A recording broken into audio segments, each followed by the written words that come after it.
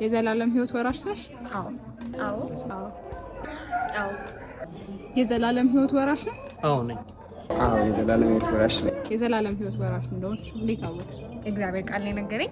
አንደኛ ዮሐንስ ምዕራፍ 5 ቁጥር 13 እንደዚህ ይላል፣ የዘላለም ሕይወት እንዳላችሁ ታውቁ ዘንድ በእግዚአብሔር ልጅ እንደምታምኑ ይህንን ጽፌላችኋለሁ። ቲቶ ምዕራፍ 3 ከቁጥር 6 እስከ 7 ያ መንፈስን በጸጋው ጸድቀን በዘላለም ሕይወት ተስፋ ወራሾች እንድንሆን በመድኃኒታችን በኢየሱስ ክርስቶስ በእኛ ላይ አትርፎ አፈሰሰው። ዮሐንስ 3:16 በእርሱ የሚያምን ሁሉ የዘላለምን ሕይወት እንዲኖረው እንጂ እንዳይጠፋ እግዚአብሔር አንድያ ልጁን እስኪሰጥ ድረስ ዓለምን እንዲሁ ወዷልና።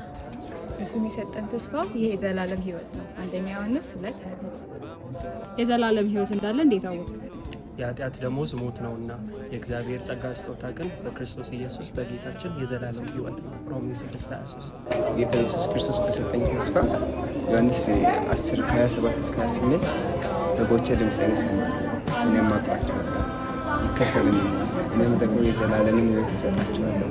የዘላለም ሕይወት ያገኘነው በጌታ በኢየሱስ ክርስቶስ ስላመንን ነው።